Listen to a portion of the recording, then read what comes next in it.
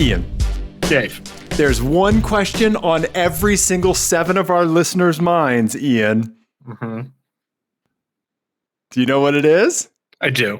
I'm going to make you say it, though. Did you not even think about it until I just started the show? No, I did think about it. I did think about it several times. Okay. And I was like, man, I really should go take care of this. And instead, I'm going to procrastinate and not do it. Really? So you put off karting for that long? Oh! Nope. I threw a curve at you. I was actually, Ian, I'm talking about your gassy emissions buddy, Volkswagen. Boy, go figure. Complicated relationships around Volkswagens and emissions, Ian. Yeah. Do you know what I did do, though? So I did take some measures. Really? Mm-hmm. I did take my car off the street and put it in the driveway. You backed it in so your plate would be up against the garage? Mm-hmm. I like how you're like, I took some measures against it. I took some measures towards this, all of which are not even moving towards it. Nope. I basically put electrical tape over the check engine light is essentially what I did. You did? Yeah. Uh-huh. Ian. I know. I have not done my homework, and I'm sorry. Ian, so many people are waiting to find out. Yep. Is Ian going to pass emissions? Did Dave pass emissions? No one knows. No one knows. No one knows. Tune in June to find out. Ian, let's move from procrastination to something that we actually did do together, Ian. Yes, and we did, and I'm going to say we did it damn well. We fucking destroyed it, Ian. Yes. Yeah. We, after a few attempts and kind of failures to get it scheduled, we got together to go karting finally again.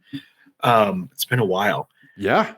And I thought we were only able to get, it's a busy time of year there because they do like a lot of like holiday parties for like corporate events and stuff like that. So it's hard to get races in. And I thought, man, we are going to be, with like Brenda from accounting and Alan from HR who have never, driven outside of like 55 miles an hour down the freeway. Weird Dave was going to show up. Weird Dave was going to have to show up. It was going to be a whole thing. Uh-huh. And we only got 2 heats. We were only able to get in for 2 heats. Yep. And it was kind of a chilly day.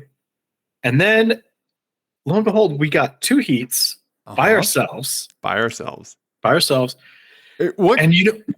Sorry, what kind of reputation do we have where on busy days they're like, no, we're just putting these 2 guys out there by themselves twice. Mm-hmm. Anyway, go on. Yeah. And I don't know. I think they did some sort of refresh with the carts or something, or we just got there on like a really good day. But man, that was like some of the best heats we've ever had. Yeah, absolutely. It was amazing. And I think my first heat was the best of the 2. Was yours? No. Oh, your second one. Yeah. So I've been stuck at a 30.107 for a year. Something like that. Yeah, close to it, right? And I was only able to come down from like a 30.3 or 5 or something like that. It wasn't a big step down. Mm-hmm. Yeah, and I've been stuck there for a long time. And your best time was a 29.8? 6. 29.6, but that was like 4 years ago. Wow. 5 years ago, something like that. Okay. And I've had some in like the high 29s since then. I've dipped down into the high 29s since then. But the other day, we both beat our PRs by 0.4, half second. Yeah. Yours was like 0.4, right? Yeah, mine was a 29.8. Yeah, so 0.3. Yeah. I beat mine by 0.4. I got a 29.2, which is, that's a legit fast time around that track. First of all, anybody in the 29s, period, is fast, right? It just is. Yeah. Right. So my average lap time on the second heat we did was a 29.8. Which is insane. especially because Fly. you had two or three laps with that cart where you did not gel with it. It was not behaving, or was it just one lap that it finally clicked into place? No, it was a couple laps. It took there was a ramp up, and then like, oh, I get it. Yeah. So with the first cart, right out of the gate, I knew it was gonna be fast because it was like, it was that just, I like them. I like my go-karts nice and pointy, which is funny because in a like a race car, I like a little bit of understeer. But I like a really pointy. Me too. Go-kart. Yeah. And I could tell as soon as I was like pulled out of the thing and started warming up tires, like, oh, the engine's responsive, like it's turning in really well, like this is going to be good. And it was. I got like a 29. You beat me on that one. I did. Right? That was when I got my 29.8. Yeah. Yeah, and I think we were only like a couple hundredths apart or something on that heat. And I was like, oh, I'm not gonna get another cart that's capable of 29s because it's not all of them. Right.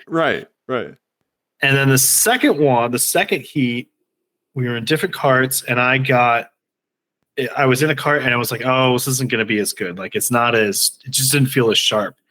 But it just took the tires kind of coming up to temperature for the front end to kind of work with me a little bit. And then it ended up being really fast. But I had to I did something different in that cart than I've done with any other cart. Really? I figured out a way to get it basically in that like really tight hairpin section, the slowdown section. I was able to brake while turning. And get it sliding just a little bit and then slingshot out of the corner. And that usually does not work well there. Like usually you end up losing a lot of time doing that. And for whatever reason, I could get this cart to do it. And it was just like me dicking around for the first couple laps to figure out like what works. And on like lap 3 or 4, I like surprised myself. Like I got to the next corner faster than I thought I was going to, sort of thing. You know when that happens? Yeah. When your next reference point is screwed up because you did the other part too good. No, that's what Peter and I were talking about a lot at high planes. Like when you improve, you're moving your problem further down the track. Yeah, now you have something new to figure out. Yeah, exactly. Right. Yeah. Okay. Mm-hmm. Yeah. So that was how I knew. Like, oh, that was actually faster. Like doing it that way because I was like, oh, I wasn't ready for this next bit. Yeah. So then the lap after that was really fast. Yeah. That was the lap. To repeat it. That was the lap where, so I was behind you, I think in both heats. Mm-hmm. And I don't know, maybe you were a half second, quarter second in front of me. Right. Mm-hmm. But, and like I wasn't gaining on you. You were like pulling away a little bit. And I think like in the first heat, I was gaining on you just a touch. Yeah. Right. And I could keep you in view the whole time. Right. And we were trading off. Right. Yeah. The board kept, right. Mm-hmm. Yeah. And so much so that like I knew I had second place at the end of that first heat. I walked in there just knowing. And so the 29 was a complete surprise to me. Yeah. Yeah. But when it gelled for you in that second heat, like, it was like, okay, like I'm coming around this turn, I see Ian here. Coming around this turn, I see Ian here. Coming around this turn, holy shit, how is he way over there? You teleported over there. I was like, did you somehow like drive through a section of the track did you make your own Mario Kart shortcut? You made just this massive leap. Like, yeah. Yeah, I could feel it. Like you never feel like you get slingshot out of that corner because it's so slow and the engine always bogs so much. Yeah. But I just got just enough wheel spin to keep the engine in the sweet spot. Okay. And it hooked up and just went. I don't know. Yeah. It just worked. Nice. I think we were talking about it. Like, I think part of it was that the air was really cold in the room, but it had been warm that whole week. Yes. And so the floor, I think, was still pretty warm. Right. There was like residual heat in the concrete. Mm-hmm. Right. Yeah. Yeah, but the air was nice and cold for the engines and super dense, right? Yeah, it's a good sweet spot. So, yeah, it just, I don't know, something clicked. And then, because I think the lap before I was like, oh man, I'm overdriving the shit out of this car because we had the helmet radios going. Yes. Yeah. And I was like, oh man, I'm overdriving. And then I figured that out. And I think I said, whoa. And then I didn't talk for the next like 5 laps. You just shut up. Yeah. No, I'll never forget like just seeing you so far away. And it was like, I knew I didn't mess up my lap to the point where like that would be a consequence. Yeah. That was amazing. I was so happy to see that, man. That was awesome. Yeah. Well, I was happy to see you. You've been trying to get into the 29s forever. Forever. Yeah. Right. Yeah. We were very proud of ourselves. And then we were just like, holiday party losers. No, you're here bonding with your coworkers. Yeah, we're 40-year-old men setting personal karting records. Mm-hmm. Yep.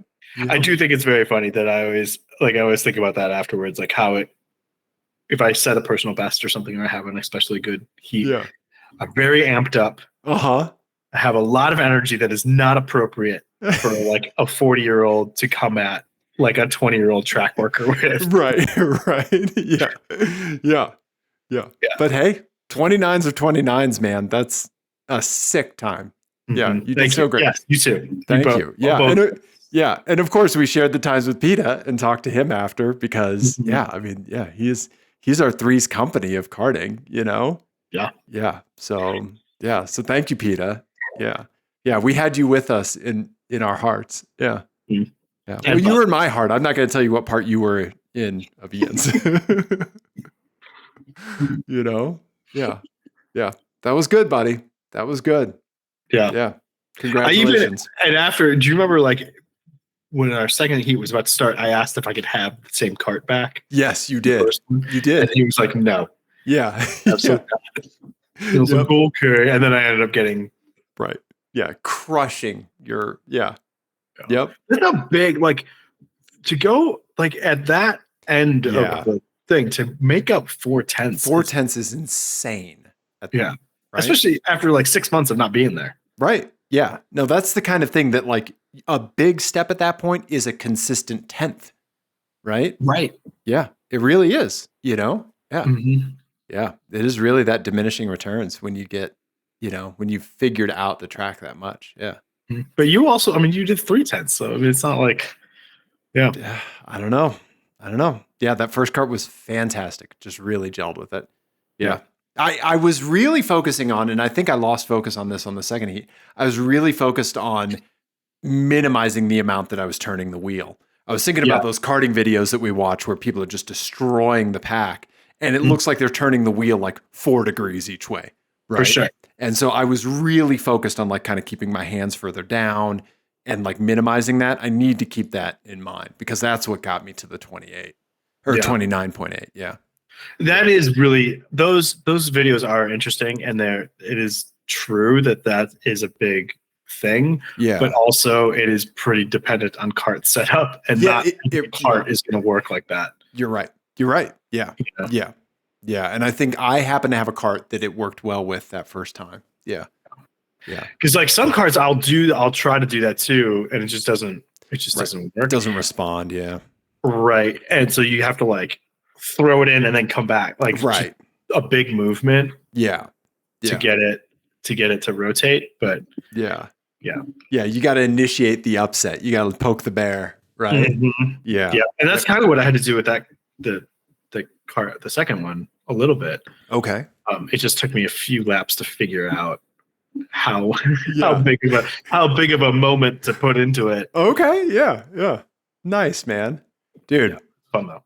Great time. Very thankful because, you know, like during autocross season, you know, stuff like that, you know, you're super busy during the summer, you know, I'm doing autocross a bunch. And so we kind of put karting on the back burner, you know, and it was awesome to revisit it. It was so great. I cannot wait until me and Pia to get some laps in.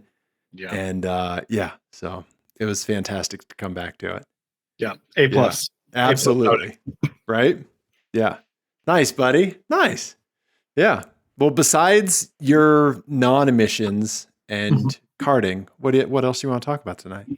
I want to update on a couple other things. Okay. So, let me pull up the app formerly known as Twitter. Oh no! Why would you do that? Jesse, our old friend Jesse. Oh yeah. Responded. We've had a couple of like random people reach out to talk about whether they could land a plane or not. Oh, no way. Okay. All right. Yeah. Let's hear it. And I really like Jesse's response in particular. Okay. Jesse said, so I know I couldn't land the plane, but my toxic trait is being so matter of fact in a crisis that I believe I could take control, select the right person to land the plane, and convince the rest of the passengers that everything is fine.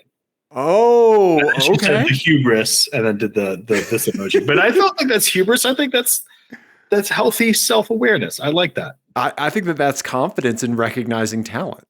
Right. Yeah. But I think I honestly think like if you are that cool-headed in a crisis, right, you could probably do it. Yeah.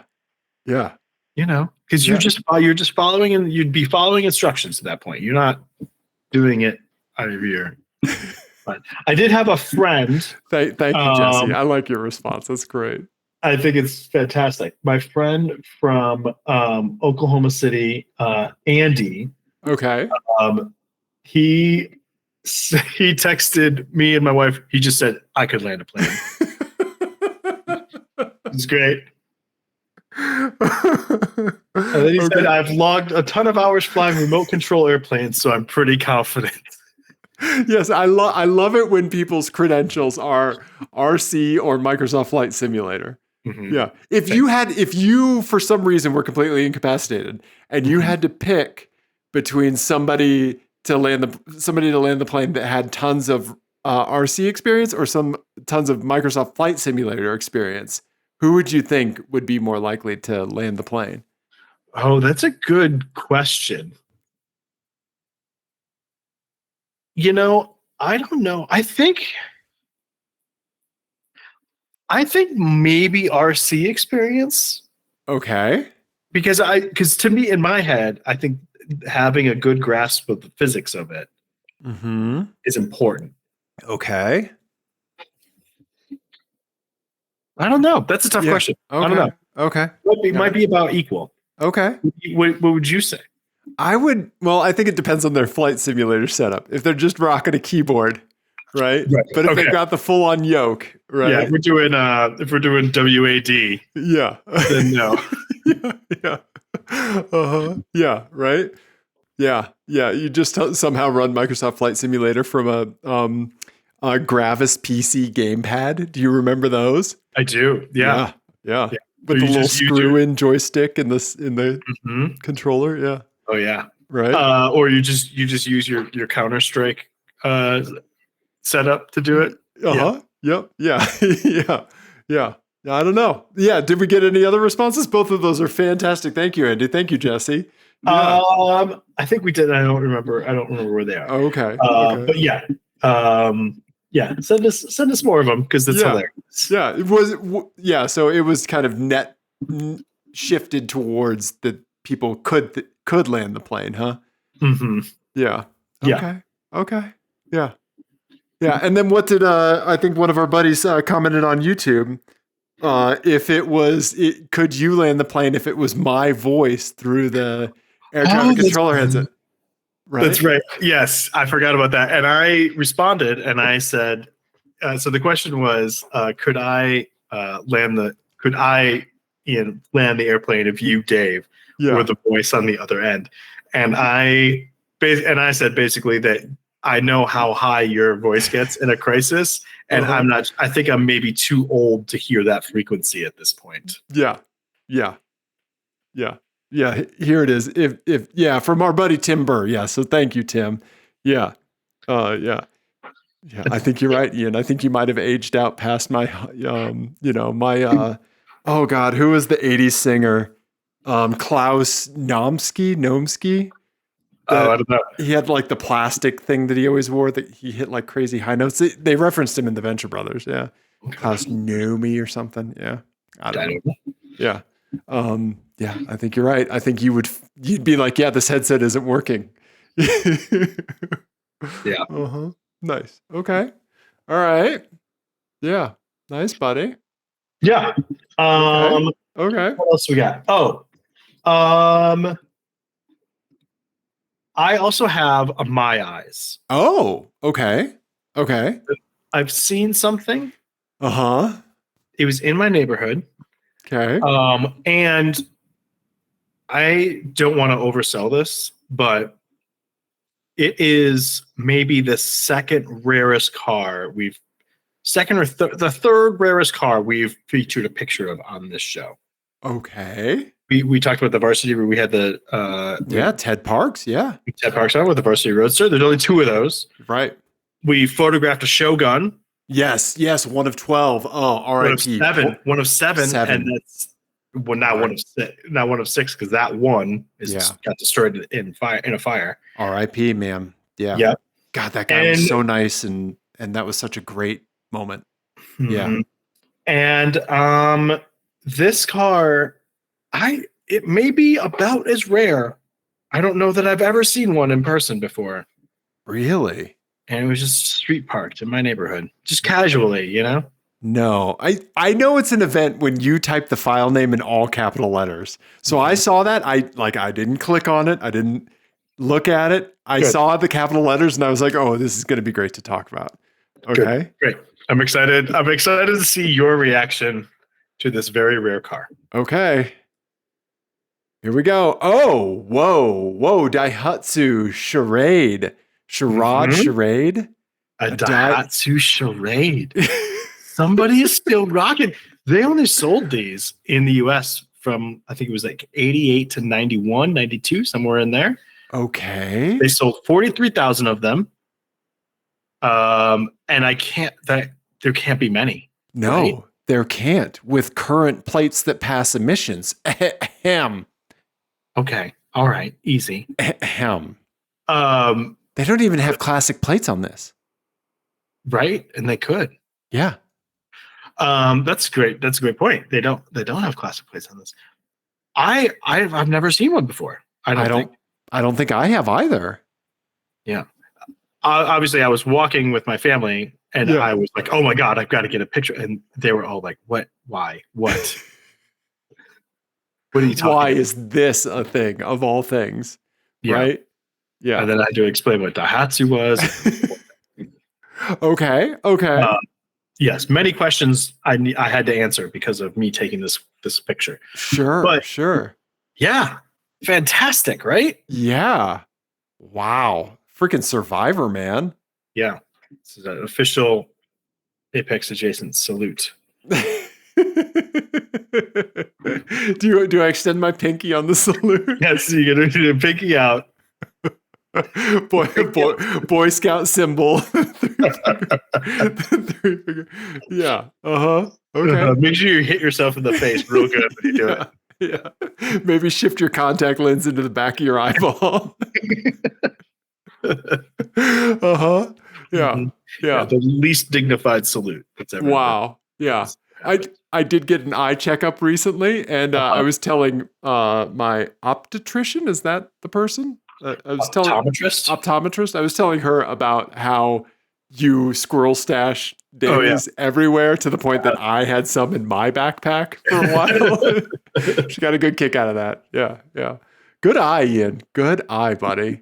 Yeah. I did a quadruple take when I was walking past it. I was like, wait, what is that? Yeah. I would also recommend everybody listen to the Flag Time podcast, Serrated Mobius's podcast, because in a recent episode 23, where they're talking about what to look out for in used cars, one of the hosts, Sterling, one of the hosts, Pixie 2.3, had a Saab in his shop, and he was like, yeah, it's a Saab. It's front wheel drive. It's an SUV. And Sterling was like, oh, no, it's not. It's the 9.7. And it turns out it was a 9.4 that was in Pixie's shop. And Sterling didn't even know what it was. He was like, what the heck? Like, he didn't even know that was a thing. And so it was hilarious listening to him learn of the 9.4's existence in real time. Yeah. Yeah. So Super rare. yeah. So you'll have, you'll have to tell them your story about, when you had a customer in the car and took a picture of It was a very, very confused coworker. Yeah. Yeah. Right. He had no idea what was happening. Right. Yeah. Yeah. I love it. Nice spot, Ian. Nice spot. Worth the capital letters. Thank you. Yeah. Absolutely. Yeah. When Ian shouts in a file name, you pay attention. Yeah. Get some sweet 3-cylinder action. Oh, man. Yeah. Buddy. The Daihatsu passed emissions, Ian. The Daihatsu passed. I mean, I think they just say, you made it here. Here you go. With that. Right? They slap the sticker on themselves. Mhm. Yeah. Roll on through. They just give you one of these. Yeah. The arm twirl. Yeah. Mm-hmm. Absolutely. Yeah. Or like a fighter jet taking off from an aircraft carrier. They give you like that movement or whatever that is. Yeah. Uh-huh. They're all just outside saluting. At the emissions testing facility. Yes. Mm-hmm. Yes. Nice. I like that. Yeah. Yeah. Okay. I have a little bit of story about mine. Should you ever decide to test your car and allow me to tell my story? Yeah. I mean, you're the one who decided to tie your emissions testing to my time management, which I don't know what you were thinking there. Yeah. I see the error of my ways now. Yeah. That is the literal definition of codependency, isn't it? Yep. Yeah. Nice. Okay. All right. Okay. What else do you want to talk about tonight, buddy? What else we got? Okay. Yeah. Okay. Yeah, because we haven't talked for a while. We got it. Yeah. Yes. Do you want to do any down here? I have a slightly heavier topic. Okay. All right. We can use my stuff to bring us back up out of that, or other people's stuff, because we have some great listener my eyes and the return of a segment. Yeah. Perfect. Okay. Let's get into it. Yeah. Okay. We're just going to camp. Just you and me, buddy. You and me. Okay. Yeah. So we talked a little while back about the whole Cybertruck incident. Yeah. Or ongoing drama, right? Yeah. And I think where we left it off last time was that I had watched the Jason Cammisa thing and the Top Gear thing on the Cybertruck, and the Cammisa one in particular felt off and weird, and everybody had sort of reacted to that. Yeah. And one of the people who reacted to it was Matt Farah. He and Zach sort of like had a bunch of were very skeptical of some of the facts that Jason had presented in the video and stuff like that. And Jason got pretty angry, and so then they did a podcast this week and had Jason on, and then and talked about it. So a couple of things. So the first thing is that it was really interesting to hear them talk like about the fact part of it, like, what is being misrepresented by various media outlets, what's Tesla misrepresenting, like that's kind of hashing out sort of that sort of stuff. Sure. But there was like another piece of it that I was a little frustrated by, which is that and Matt kept kind of touching on it, and Jason kept kind of explaining it away, which was basically Jason's assertion is like he is aware of all of the like stuff, all the baggage that comes with Tesla and Elon and all that stuff. Right. Yeah. And he was like, well, but I'm not in my like voice in this space isn't political. And so I'm trying to do like a fact-based review of this truck in isolation of all of that. Okay. Right. And Matt kept saying something interesting, which was like, well, Elon sort of opened the door for all this. And what I think he didn't quite get around to saying explicitly was that, and interestingly enough, Jason is the one who brought up during the course of this, like, comparisons to kind of how Trump is talked about in the media and stuff. Okay. And that it got me really, really. I've been thinking about this constantly for the last couple of days, and I think that one thing that they didn't really address in a way that was satisfying is that like feeling of unease that we talked about, of like feeling like slightly unmoored when you were like watching Cammisa's video that we talked about. That is 100% on purpose, right? That is what Elon wants, in the same way that Trump wants it, right? Of just like throw a bunch of shit into the discussion, flood the zone, right, so that nothing makes sense anymore. Okay, and nobody can make heads or tails about anything. Okay, and it's interesting to see like the collateral damage of that, but like also how the like wrestling between two journalists who come at kind of the similar, even though they have similar backgrounds and similar sort of biases, they take different approaches to dealing with that flood of shit. Okay. Where Matt is like, hey, you should just talk about the flood of shit, right? Okay.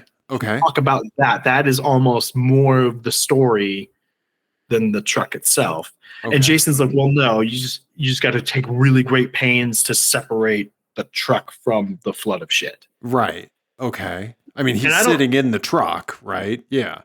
Right. And I don't know. I honestly don't know which one is better, but it was without being explicitly so, it was very similar to a lot of the discussions we've had over the last like however many years about like how do you cover Trump and all that stuff. Right. You know, do you talk about sort of like the America First context and all, and like the historical stuff, all that, or you just cover isolation, like this is a fact, this isn't a fact. Right. Yeah, he drew on a map with a Sharpie and deep dive in that, right? Right. Yeah, right. Like, yeah, right. Or you know, any pick any number of, there's so many to choose from. Like, do you call it as like a ball on a strike? Like, do you do fact checking? Right. Or do you talk about it like, well, clearly this is a dog whistle because blah, blah, blah, blah, blah, blah, blah, right? Right. And I think that the like subtext that Matt was talking about like, well, I don't trust what Tesla says because of all these things that Elon has been doing. Right. Which is a valid response. 100% valid. Yeah. And Jason's kind of take on that was, well, that's not what my voice is. That's not what my place in this in journalism is. I'm just doing fact-based stuff. Right. And I don't know what the correct answer is there, but it was really fascinating to see that. And I wish they had that explicit conversation of like, well, how do you talk about Tesla? Right. In particular, because it seems like the confusion is a feature. Yeah. Of their PR strategy. Right. Yeah. Right. Yeah. Like, feeling unmoored and not certain of who to trust is like the point. Right. I think that permits positive impressions of people that are naturally drawn to like the brand or want to identify with the brand. Mm-hmm. And it also kind of puts up a protective barrier against negative criticism, right? Mm-hmm. Because it is so obfuscating that they're able to just like flood the zone and like the negative stuff. There's just so much weirdness around it and the variety of it. But like the positive things are still able to be like broadcast easily, right? I don't know if that, Yeah, I don't know. It makes it so, you know, like at the top of the show, Jason had to say like, I don't own Tesla stock. I don't blah, blah, blah, blah. Yeah. Like do the disclosures and stuff. Yeah. Which is sort of kind of crazy that you feel like you have to do it because it's so like you almost have to disclose how you felt about Elon when. No, you're exactly right. Yeah. Right. Yeah. which is crazy to Right. think that you have to do that to do a car review a little bit. But it means, unfortunately, that we've been sort of correct, I think, in our last Right. however many years of doing this, of like, you can't just do facts with no context because everybody else lives with that context, and you're going to end up with a situation like I think Jason has, which slightly unfairly, people watched that video and felt weird about it. Right. And that was the other thing that I think they didn't really address, which was, he didn't really wrestle with why did it feel weird to people. Okay. Yeah. Yeah. And it actually made me think about it was a Bill Hader quote. Yeah.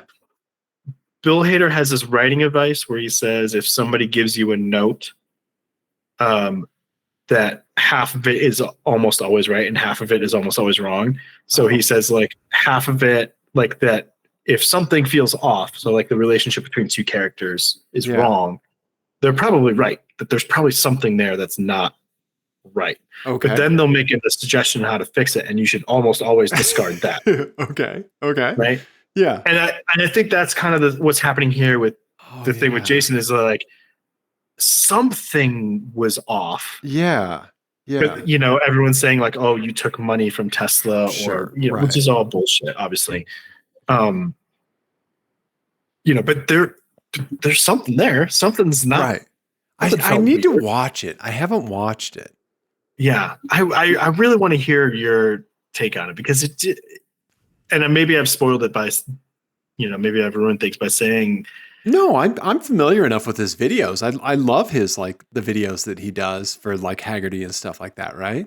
Mm-hmm. Yeah. I don't know. It felt genuinely a little bit strange. So I don't know. I don't know what to make of it still. Yeah. But I thought that their conversation, I wanted to highlight that. It's on the Smoking Tire podcast. You should go check it out, because it is legitimately very, very interesting. Yeah. To hear them sort of, like, wrestling with this conversation, and it's a little bit contentious, but it's worthwhile, because I think it's very relevant to, like, larger. Yeah. How we talk about things. Like, right. I mean, pick any number of, like, awful, horrible things going on in the world, and that feeling of, like, I can't untangle what is true and what isn't. Yeah. And how is this journalist coming at this? Are they telling me about all the context, or are they deliberately ignoring all of that and just trying to be balls of tricks? Right. That's right. It's a weird new skill that we have to hone. Yeah. That piece of it, I think. So I don't know. Yeah. That I'm glad that you mentioned that, like, that onus is kind of placed upon us now, right? Mm-hmm. Because I think that we have seen that kind of happen, especially during, like, the Trump era, because of that flood the zone, like, all of the fact checking, all of that stuff, like, just outlets getting saturated, right? Yeah. And, like, all of our fucking parents on Facebook, like, relatives, like, us having those filtering mechanisms and them not. And, like, there is a shift that now we have to adapt to, where, like, we would have, like, natively kind of adapted to that. Like, I don't know, like, it feels like we almost kind of missed a step, right? Like, something happened too fast, like, progressed, like, at an accelerated rate that we weren't ready to move with. Right. Mm-hmm. Yeah. So I kind of feel left behind in, like, like, how I'm able to digest and kind of, like, parse that stuff, which is a shitty thing, because then that just keeps me from developing that skill set. But then, like, I can't spend my fucking life doing this. I'm almost never on Twitter, because it was just too much on my mental health, right? Like, too much of attacks. And yeah, I don't know. I can't throw myself back into that to just adapt. I don't know. Yeah. Well, and I think more than even just that is just like being able to say your reactions to things, to say your opinions to the things that you're consuming, is also become harder because it's harder and harder to have a nuanced opinion of things. And right. I mean, Elon is it's a perfect example of this, right? Like, I don't know, I think a pretty nuanced opinion about Elon and his, his net effect on the world. Yeah. But it's hard to articulate that without stepping on any number of landmines that he has laid. That he himself has planted. Yeah. Or his detractors or his supporters have laid out. Like, right. I mean, he is the car CEO that we deserve in our time. right. Not the one we needed, the one we deserve. Not the one we wanted, not the one we needed, the one we deserve. Mm-hmm. He is very of his time in the same way that Lee Iacocca was of his time, and and Jack Welch was of his time, and any of these other CEOs, like big massive CEOs of big car companies or other companies. Like he is very much of this moment. Right. Yeah. Where it's fucking impossible to talk about him if you're not an insane person. Right. Yeah. So I don't know. Yeah. I don't know, buddy. I'll have to watch it. I really appreciate you bringing it up. Yeah. And I'll throw a link to that episode in the YouTube description. And also shout out, because there was also the John Oliver piece about him recently too. Oh, really? Okay. Yeah, John Oliver did a big piece on him as well. And so it's interesting to take those two things. Yeah. The conversation and that, because he did that conversation sort of, or that piece sort of ended up with a very like nuanced sort of like, okay. About Elon and his impact. So, which is kind of where I'm at, Right. Probably net good. Probably. Yeah. But maybe the method to get there. Methods. I mean, but also he's obviously too powerful and obviously, not having a good, I mean, he definitely has to not have a net good on the discourse. Right. Exactly. Right. Yeah. There's a billion negative things that you can point to. Yeah. Again, it's like impossible to untangle. Would somebody else have done any of these other things? Would these companies that he took charge of have gotten there with somebody else's money? Right. He didn't have much engineering say in Tesla, really, right? Right. So yeah, I don't know. Yeah, I don't know. I think one thing that is really sticking with me is that that we all need to, like, a lot of folks feel the need to broadcast when Elon fell out of favor with them.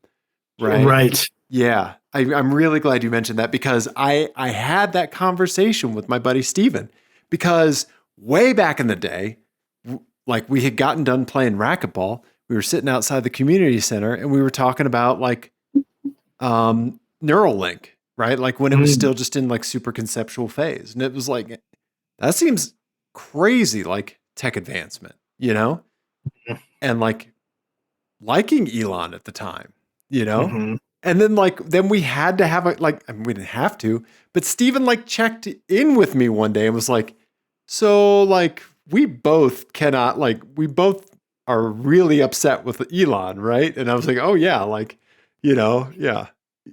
We had to do that check with each other, right? To make sure one of us wasn't still a fan and the other one wasn't, right? Yeah. I don't know. The fact that conversation even needed to take place, right? It's very weird. Right? It's very weird. Well, and I think it's, it's also that we are so, this is very shower thought thing, but do you want me to hit the button? I do not. But I think that we are so sort of starved for actual real leadership that we end up like it drives me nuts. Some of this stuff of like the cult of personalities that we're so eager to buy into, right? Yeah. That was the worst part about Obama's presidency was just like the, not being able to be critical, not being able to think critically about someone. Right. Ruth Bader Ginsburg is another great example. Like the RBG stuff, like the iconography and everything around that just drives me crazy. It's so counter to the idea of like what we're supposed to be doing with this country. Yeah. We're all supposed to be replaceable. This is supposed to be the idea. That's the whole design. Yeah. The iconography stuff is weird, and it just means that you're gonna be disappointed. Right. It happens. You can almost set your watch to it. Like it's gonna happen. Right. Yeah. Right. So, the whole idea that Elon was a savior or was always flawed, Right. And I think, but hey, this company's doing good stuff. That still holds true. That's fine. That take has aged pretty well. Right. So, I don't know. I think everybody just calmed down. Is my advice. Everybody what? Everybody just calm down. Everybody just calm down. There are no heroes. I wish you could just give like a stern, like, hey. Yeah. Right? Yeah. Instead of like a like or a heart or a retweet, just a hey. Yeah. Yep. Yeah. Yeah. No follow-up to that. It's just that dad voice that just makes everybody stop for a second. Right? Yeah. And then everyone, whether you're doing something right or wrong or whatever, everybody thinks that they were the one that was doing something wrong that triggered the hey, right? Yeah. That's what I, if I ever came to power, I got like that emergency broadcast thing where I could like make an announcement over all the phones or whatever. That's all they hey.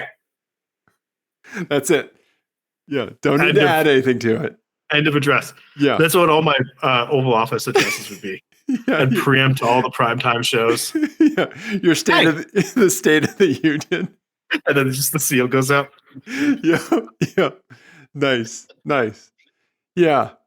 I think that like I said, I haven't watched a Jason Cammisa video yet on the Cybertruck.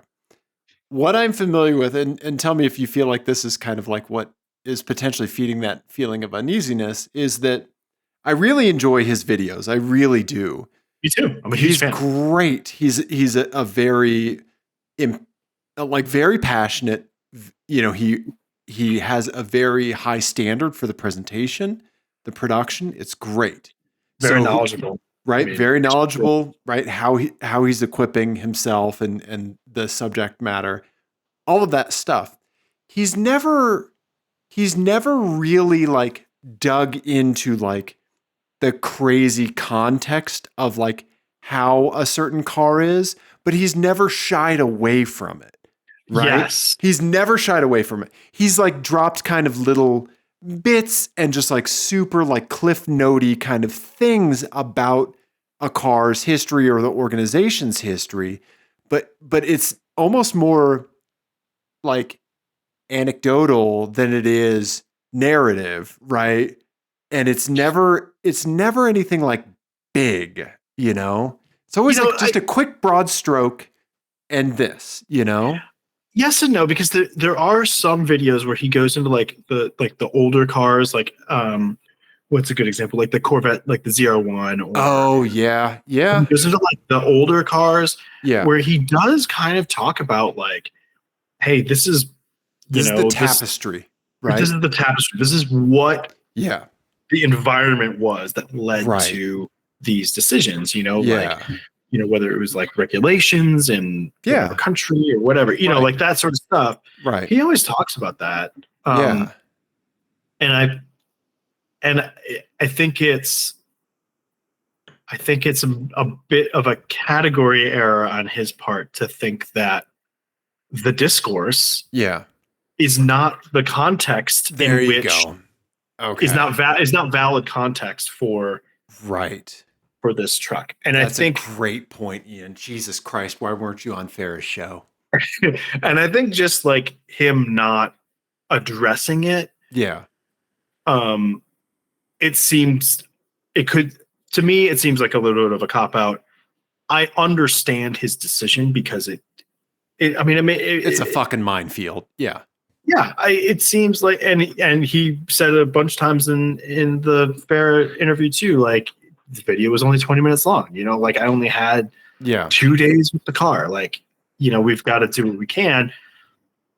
But it did feel weird. It felt like there was something missing, right? And that was the piece that was missing. Is like we're not going to talk about all of the shit surrounding the launch of this car and the founder and like all this.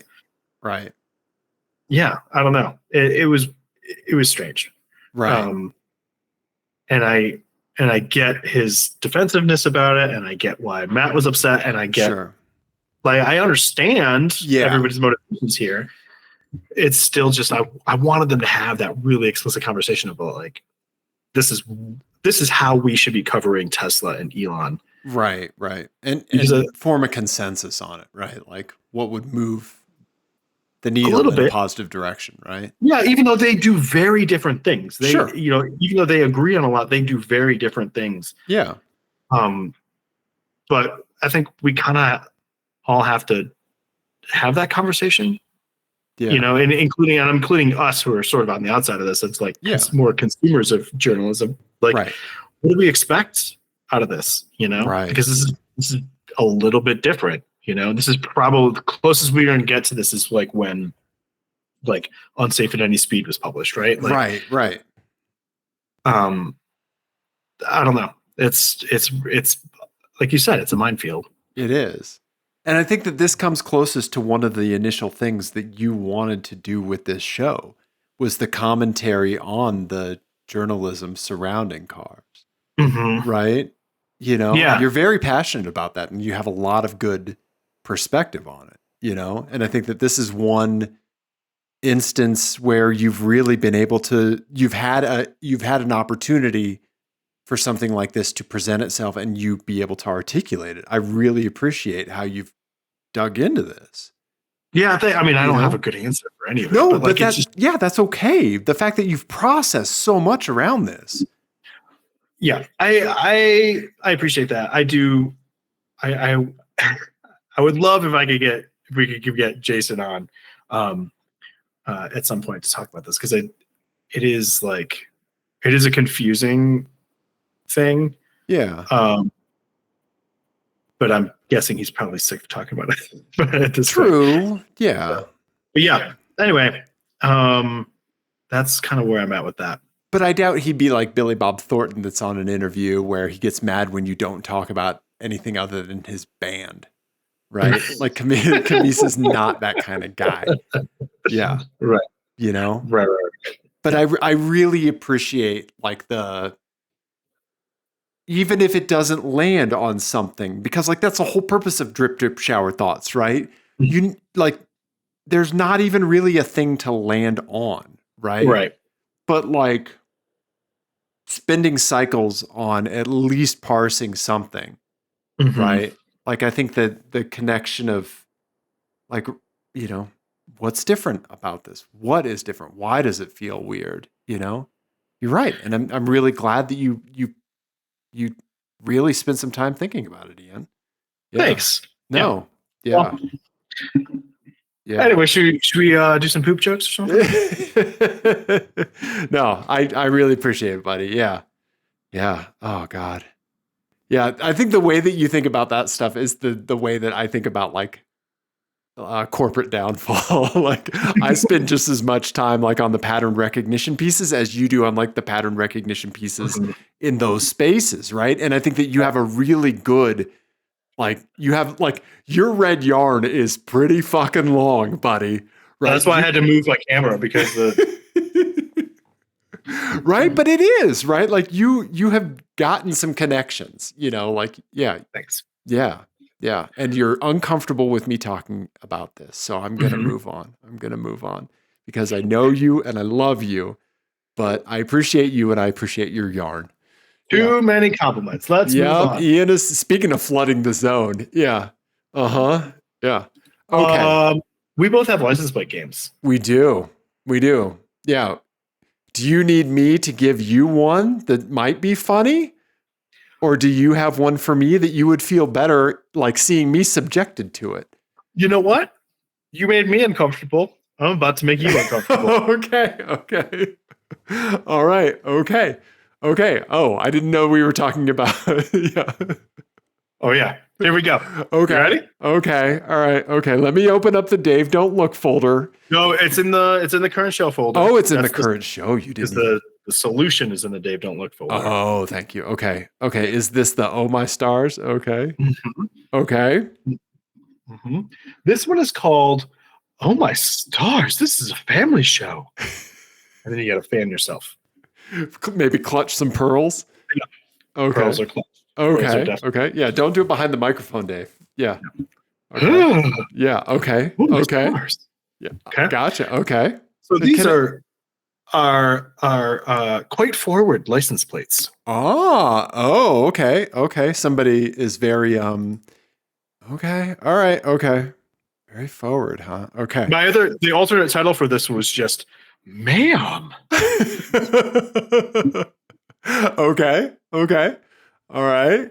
Okay, here we go. Let's do it. Oh My Stars. We showing the people? This is it. Yep, we are. This is a family show. Okay. Oh boy. Okay. Oh wow. Yeah. All right. Yeah. Tell the people what you see. Oh boy. Okay. Wow. All right. So I am going through it. Okay. Yes, you are. Ian, up top we have a Subaru Forester, a pretty recent one in black. It's got some stickers and stuff on it.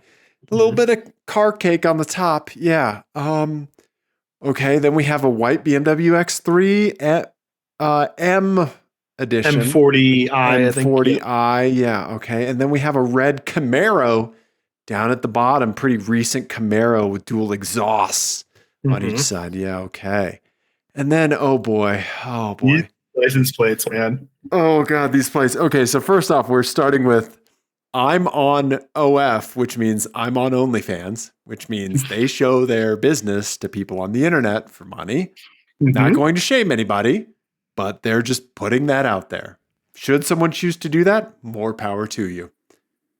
Right? And I mean, another alternate title for this license plate game could be, is anybody working at the DMV anymore?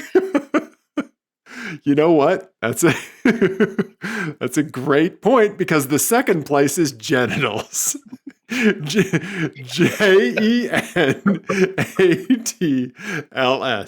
It's Gina TLS. Maybe Jenna had an Acura at one point, an Acura TLS, right? Oh, Jenna's TLS. Yeah, but it says genitals. This is a Tobias Fugue reference. It's like, no, my wife is Jenna and I bought her an Acura TLS. This will be the plate. Yeah, genitals. Then the last one seems pretty tame compared to the rest of these. It's just, but in the context of these two, yeah, seems saucy, I think. Right. It is just meow. MEEEOW. Yeah. What's your reading on that plate? Oh, exactly how you said it. But I want to hear it. Meow. Okay. Nice. Okay. I'm on OnlyFans, genitals, and meow. Okay. All right. So, oh boy. Okay. For some, I got to do zoomies and enhances. We got to see what these stickers are about. So unfortunately, I don't know what the red sticker says. Okay, God bless sent in by somebody. Yeah, God bless something. Yeah, and I don't know what it is. Yeah, because there's the usual sticker of God bless Johnny Cash, but this is not it. Yeah, this is a Colorado plate. Yeah. Oh, could that say God bless Dolly Parton? Oh yes, God bless Dolly Parton. That's what it is. Yep, good call. Thank you, Ian. Yep. Yep. So just your standard Colorado Subaru Forester. Yeah. Mm-hmm. Although black's a little bit of an outlier color, I feel like, in that space. Okay. All right. Then we have the BMW New Mexico plate, no frame. Or is it that? No, that is just the plate. Yeah. Yeah. I mean, the M40i X3 trailer hitch towing package. That's about it. Yeah. Dark tint, but it's a New Mexico car. So there you go. Right. And then lastly, okay, here we go. On the Camaro, the plate frame says, "Happiness is being single." And then there is what is that sticker in the? I don't know what that is. It's some like kind of chicken scratchy, like it looks like kind of like almost like tag font that somebody has written. Yeah. Yeah, I can't really see what it says. I'm trying to zoom in on it, but I can't. Yeah. Zoom and enhance. There you go. That's the best I can do, Captain. Yeah. Yeah. Oh, it's something beach. Love Beach. Yeah. Or something like that. Okay. I feel like this person definitely has a Salt Life tattoo or shirt. Yeah. Oh boy. Okay. Wow. Ian. Oh, and the car's debadged too. The car is debadged. Oh boy. Okay. My gut instinct says that the I'm on OnlyFans is the BMW or the Camaro. I don't know. Like if you were on OnlyFans and you were flexing a Forester, I don't think you're doing well. I think you've got like 4 guys that just want to see your feet, and that's it. Yeah. Yeah. Nothing wrong with that, but I think that is just the income that you'd be getting, right? Yeah. If you were flexing a Forester. That'd be like if we put I have a podcast on our cars. Exactly right. They'd be like, so nobody wants to see it. Yeah. Okay. Oh man. Boy, buddy, this is a wild one because one of these plates has to go on the Forester, buddy. Yeah. One of these plates. Yeah. My gut tells me that it's going to be meow. Okay. So we're just gonna, that was almost like Christopher Walken. Meow. Yeah. I think let's just park that one up there for a little bit. And then let's maybe see if we can figure out I'm on OnlyFans and genitals between the Camaro and the BMW. I seriously, I'm going to put genitals on the BMW because I think they got that through because of an Acura TLS. I really do. And I think that that's the next vehicle that they would move into from the Acura is like, that seems like a good purchasing arc for somebody that bought a TLS. Now they're buying an X3 M40 edition, right? Now, do you think the genitals thing was on purpose, or do you think this person is just living a really just lovely, charmed life? I think it was on purpose. No idea. I think it was on purpose. Yeah. Okay. Which is why they kept the plate. Okay. Right? Yeah. Yeah. And because they had it. Right? So now you and I need to think of other just insane plate names that we like at some point we're going to have to buy a Ford Probe just so we can work that into a weird vanity plate for 20 cars later. Right. Okay. Uh-huh. Yeah. Okay. All right. So I'm going to put genitals on the BMW, not my genitals, the genital plate. Okay. We all know, longtime listeners of the show know that the only thing that I put my genitals on when it's come to cars is the Lexus front grills that look like a bronze shaver. Right. You gotta clean it up somehow. Right. So, yeah. So then I'm on OnlyFans on the Camaro. Okay. So yeah, I think that that's it. I don't know. I don't feel great about it. I feel like I kind of need a shower. Yeah. Okay. Yeah. Do you want to change anything? I mean, all of these plates. Yeah. Yeah. Society. Yeah. Okay. Yeah, society. Do you want to change anything? Just gestures, arms. Yeah. Yeah. Okay. Okay. We're going to the Dave Don't Look folder. Let's do it. Okay. Here we go. I have some news for you. Oh, wow. Genitals is on the Subaru. Meow's on the BMW. That's fitting. And I'm on OnlyFans. Is on the Camaro. Both Genitals and Meow were from PETA. I'm on OnlyFans one was the one I saw when we went karting the other day. Yeah. And I came in and I said, I saw a plate. You did. Oh my God. Mm-hmm. And I was so excited for days. Yeah. Yeah. Wow. And then I went back to go see what PETA had sent me, and he sent me Genitals, and I was like, we got ourselves a theme. Light from heaven. Uh-huh. Yeah. Wow. Wow. What do you think the Genitals story is? I don't know. I don't know how they got that through. I also don't know how they got I'm on OnlyFans through. Yeah. Like, yeah. I have no idea. I don't know how they got Genitals through, unless it's like their name is Jenna or something. Yeah. And they're from Atlanta, or I don't know, something. Yeah.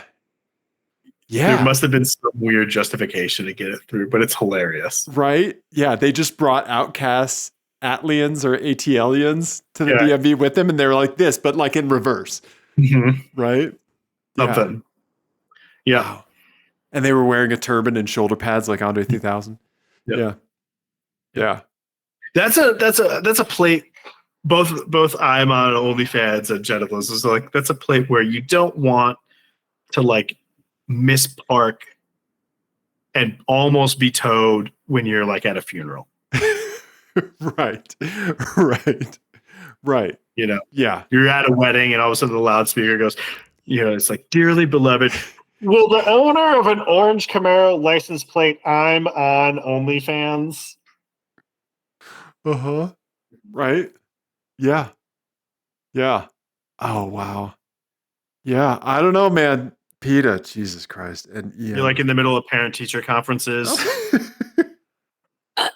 There's a black Subaru Forester parked illegally. License plate Genitals. Yeah. Uh-huh. Also, how the fuck did you get that through the DMV? Right. Yeah. Wow. I don't know what to say, man. I don't know what to say. I was quite excited to see that I'm on OnlyFans. That's an insane catch, buddy. Thank you. Yeah. You can see there was a lot of traffic. I had to work to get that photo. Yeah, that's on I-25, buddy. Yeah, you were moving. Yeah. I guarantee you there's 3 or 4 cars behind you that are just like, what the fuck is that guy doing? I lost a couple of good interns that day. Wow. Again, like we're not telling anybody what they should or shouldn't do. You know, it's just wild that's how license plates are these days. And if it's pearl clutchy for me, then it's just crazy. Yeah. I don't know. Ian.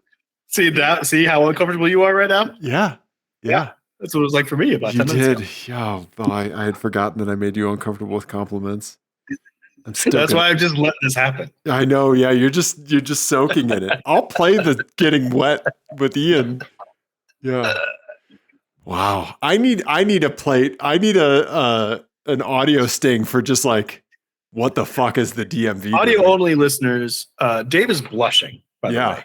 Yeah. You're blushing this entire time. It's hilarious. As soon as you read the plate. I'm as red as the fireplace that I have behind me. Mm-hmm. Yeah. Wow. Ian. We can move on. You're released. I release you. You can put something. Put the Daihatsu back up on the screen. You know what? That's a great idea. Yeah, there we go. The Daihatsu. Yeah, I'm just going to think about Sterling learning what a 9.4 is. Oh, buddy. So that was a fun journey. Yeah, thank you for the Daihatsu, Ian. I love its little dimple dents. It has little dimple dents. So there's what's called like a trim panel on the back of the Daihatsu's hatchback Yeah. And it got some kind of little impact or something at some point. And it has like little dimples on its little hatchback cheeks. I guess that'd be like butt dimples. Yeah. Mm-hmm. Yeah. Little shopping cart dents. Oh, yeah. Yeah. Yeah. Wow. Yeah. So much glass. They're not on OnlyFans. No, they're not. Well, and if they are not doing well. Yeah. Yeah. Yep. Yeah. Their only subscribers, their weird uncle. Hey. Ooh, didn't care for that. That has to be a non-zero occurrence, unfortunately. Anyway, yeah, moving on. Moving on. Okay. We have listener, my eyes. We have license plate game. Yeah. What would you do? Oh boy. Okay. I think I want to save some of the listener my eyes for next year. Okay. I do want to show a couple though. So, in addition to your rare car sighting, our buddy Eric in Illinois sent us pictures from digging in the archives. So this is a blast from the past rare car sighting almost 20 years ago. Oh. Okay. Okay. Now you probably know what's in the current show folder, so you might know what it is. Oh, I didn't actually. Don't look. If you could think of what was insane to see 20 years ago, and it wasn't a classic car, I'll rule that out. Okay. Yeah. What do you think like would have like absolutely floored you if you saw it 20 years ago? I mean, when it first came out, like the Enzo. Oh, yep. The Carrera GT, the Ford GT. Yep. That kind of class of supercars, probably. Okay. Would have been what I would think of. Yeah. I remember the first Enzo I ever saw in person. It was at a gas station on Colorado Boulevard in Alameda. That big like Conoco there. It was parked. I remember it was facing north. I was driving south, right? It was red, Yeah, right? Very cool. Yeah, but Ian, I got to tell you, your instincts are spot freaking on, man. Like your neurons are up and operational tonight because it is something from that era and it's even more rare, right? Oh, man. But you named the it. The Shelby one? Oh, did I say what it was? You did. It's a Ford GT prototype. Oh. Okay. Oh, wow. Yeah. So let me pull up on my phone here, Eric's or on the Talk of Boots. Yeah, Eric's comments because I pasted them in here so I wouldn't have to find them. Here we go. So Eric, thank you so much for sending this. So Eric said, I was digging through my laptop and found these 3 pictures and thought you guys might like them. I stumbled on a Ford GT prototype in my town at a car show. No idea why it's in western suburban Chicago, but there it was. This was taken May 17th, 2004 on my old Samsung flip phone. So sorry for the image quality. I'd say it's the craziest thing I'd seen in my town to that point, but a doctor had a Ferrari F50 and would street park it back then when they were new. No pictures of that.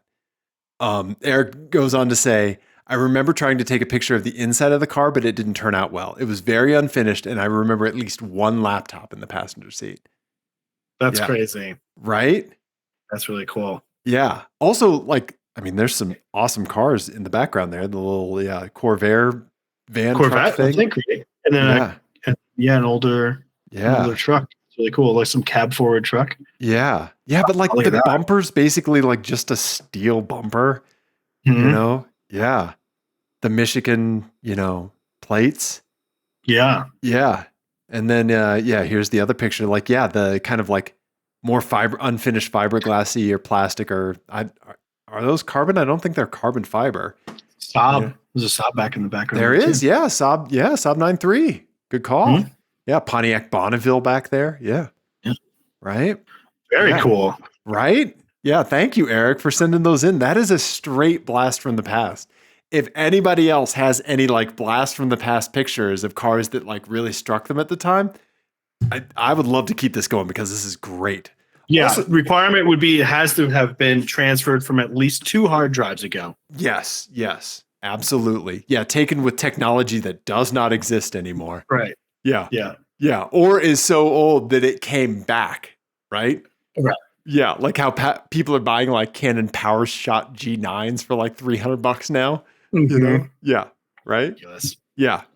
Yeah. Also, Ian, look at this. It has a trailer hitch welded on. Yeah, because they do that for the emissions testing equipment. Oh, that's right. I've seen that stuff getting towed. Yeah. That's right. And sometimes it'll just stick out of the back. Yeah. Like a basement radon exhaust fan. Yeah. Uh-huh. And then sometimes it'll be a little trailer. Yeah. Yeah. Okay. Wow. Yeah, that's probably what that's for. No, good call, buddy. I bet you're right. Yeah. Man, that is cool. That is really cool. Yeah, look at like how the bumper and the rear like fit. Yeah, the arches fit. Yeah. Wow, or don't. Yeah. That's awesome. So thank you, Eric. Eric, 20 years ago. Yeah, yep. Yeah, dig through the old pictures on the hard drives, folks. Yeah, love to see them. Yeah. And then our buddy Jared sent this in. He said, I don't know. I think this might be a car stanza. So, Ian, I think we need to get on our detective hats. Okay. All right. Open a new Google tab. Oh, don't worry. Okay. One of your 79 tabs. Okay. Here you go, Ian. You ready for it? Here you go. So it's a Honda Ridgeline with an SRT Demon badge on it. That's hilarious. Yep. I somehow got my hands on an SRT Demon badge and I just stuck it on my Ridgeline. And here you go. Weird. Right? Also, are they normally that far spaced out, SRT? I don't think so. Yeah, I don't know.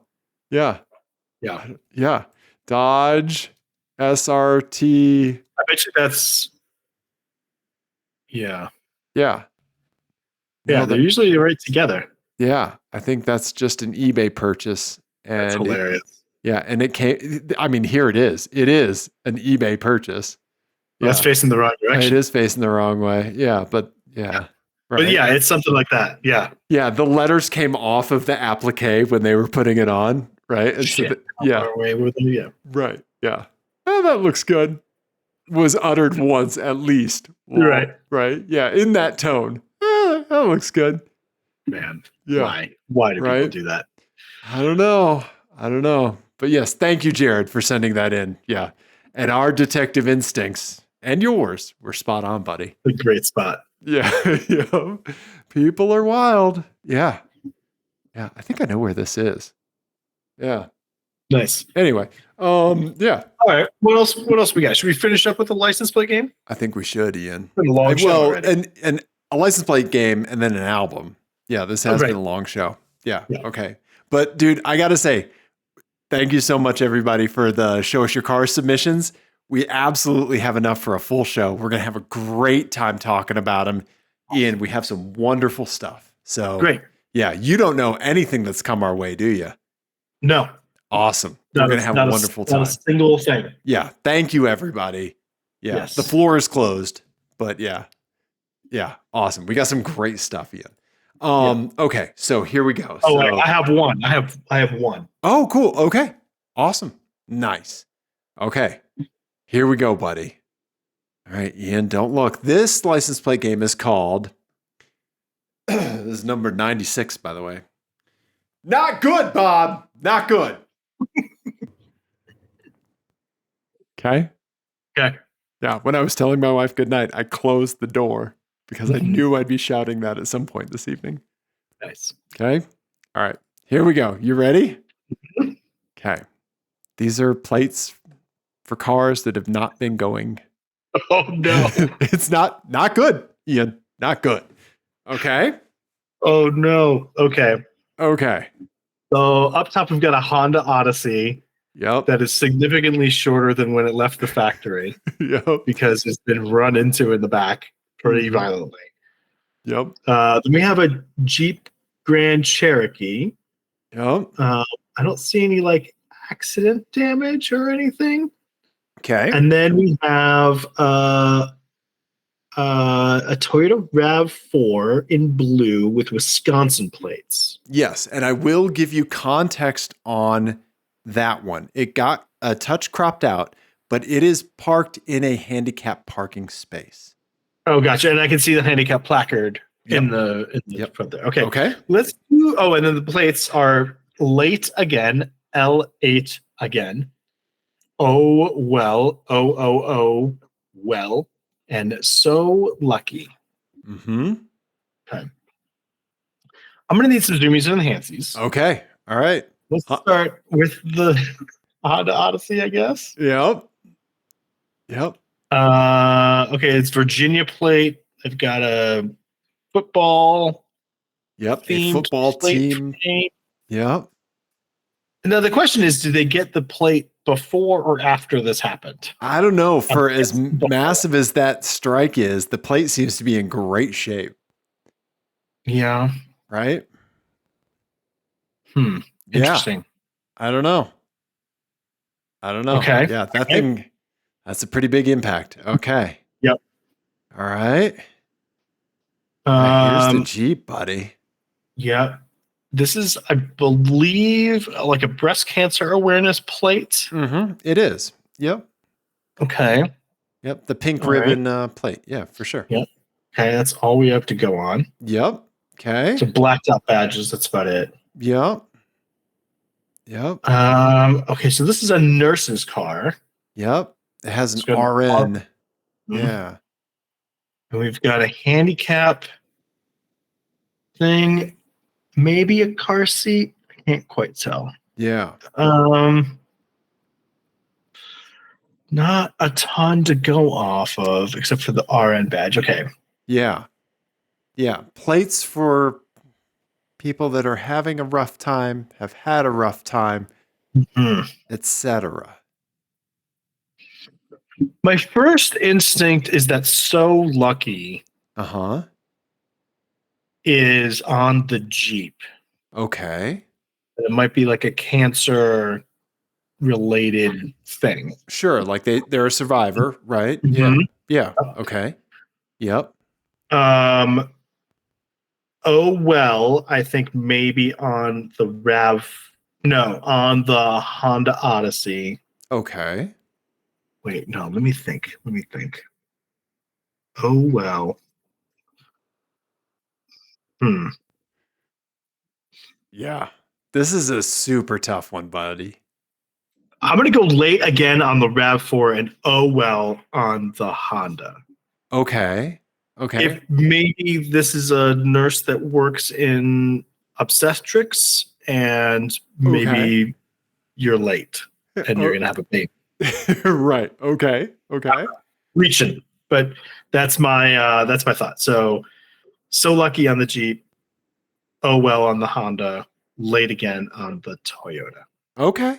All right. Not confident. And that's okay because I think this is a really tough one, buddy. If I could grade it on a curve, I would. I mean, I made the rules and I could grade you on a curve. I'm just choosing not to. But I think you did very, very well because a lot of these plates could go on any of them. Here you go, Ian. You got the well, right? Oh, well. Yep. So thank you, Jesse, for sending in oh well. Thank you, Peter, for sending in late again. And thank you, your father, Ian, Eric, for sending in so lucky. Yeah. Nice. That was tough. Yeah, that breast cancer plate, the cancer awareness plate is a big curveball. Yeah, that is definitely me playing dirty. I should have blocked out the cancer thing. No, it's fine. I would have figured it out because it was pink. So yeah. It's a good one. Yeah. So thank you, everybody, for sending those in, Jesse, Peter, and Eric. Appreciate it. Yeah. There's no way that's safe to drive. No, right? that Odyssey, no. They had to have that plate ahead of time. Either that or it's a fantastic Photoshop. I don't know. Yeah. Right? They had to have that plate ahead of time. Yeah. Jesse, if you know the backstory on the plate, and if it could be on the show, let us know. And if you want us to keep it to ourselves, we will. Yeah. Let us know. Yeah. So anyway, but there you go, Ian. Yeah. Yes. Things are not going well for these people in one way or another. Yeah. So there you go. Yeah. Well, Ian, I think it's time you hit us with like your second to last album of the. Are you doing a rec or are we just doing a top 10 list next week? I'll probably just do a top 10 list next week. I'll do a list or two next week. Yes. Okay. A listicle. Yes. Is this closing the first year of Ian's album of the week? I think so. Did we do this all year? Oh yeah. I mean, wow. Well, either we started it pretty early this year. Because I did do a list last year. You did a list last year. Yeah. Yeah. But I don't know if we did album of the week all year. Yeah. Yeah. Oh, we'll have to look. I need to go through it this week to figure out like what I'm gonna say next week. So, but this week I just wanted to do a banger. Just it's just an old favorite of mine that I have kind of returned to recently, and I've just been kind of obsessed with it. This is not rare or obscure in any way, but it's just a fun one. This is 2010's This Is Happening by LCD Soundsystem. Okay. Yeah, just really, really good. Dance Yourself Clean is one of my just all-time favorite songs. It's so good. And like his voice on this whole record is just so good. The songs are great. They feel very like warm and cozy. Okay. Yeah, and like seriously, Dance Yourself Clean has one of the most just like cathartic big changes of any record that I can think of. Like it's so good. Okay. It's the opening track on this song. It is 8 minutes and 57 seconds long, but it does not feel like it. Okay. Yeah. Okay. Nice, buddy. Nice. Yeah. Do you know this record?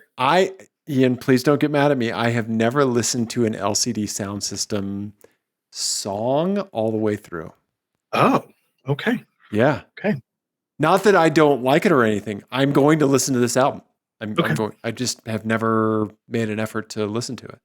Okay. Yeah. Yeah. I don't know that this is where I would start, but this is, I mean, Dance Yourself Clean is such a good song. Okay. There's so many good things on here. Okay. Yeah. I think you'll like it. Nice, buddy. Nice. Yeah. Okay. Right on, man. Okay. Yeah. LCD Soundsystem. This Is Happening. Links to James Murphy's Bandcamp, if it exists, will be in the YouTube description along with Apple Music and Spotify. Yeah. Yeah. I think they have a Bandcamp. LCD Soundsystem has a Bandcamp. Nice. Yeah. Okay. Well, I appreciate that. I think it's this time of year where you kind of like don't want to be challenged by a new thing. You want to seek out something that's comfortable. Right. Yeah. And I'm trying to like go through year-end stuff that I've missed. Sure. Yep. And I keep coming back to this. Nice, dude. Nice. Yeah. Right on, man. Nice, buddy. Okay. I promise I will listen to this album and I will let you know. Okay. Yeah. Yep. I will say headphones. Oh. Headphones. Yeah. I'm going to be taking these bad boys over to the good setup. Yep.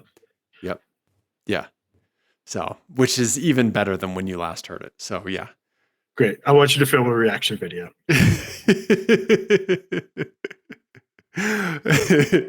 Just me blushing. Oh, hi. Yeah, exactly. Okay. Awesome, buddy. Nice. Okay. Yeah. Well, we did a car show. Blockbuster car show. This was a catharsis, I think, for us. We haven't talked for a while, like other than karting. We had some episodes in the bank. You and I, we needed to talk. I missed you, buddy. Yeah. Sure. Everybody, send us license plates 720-515-1391. apexadjacent@gmail.com. Everybody, we love you. Thank you. Merry Christmas. Goodbye.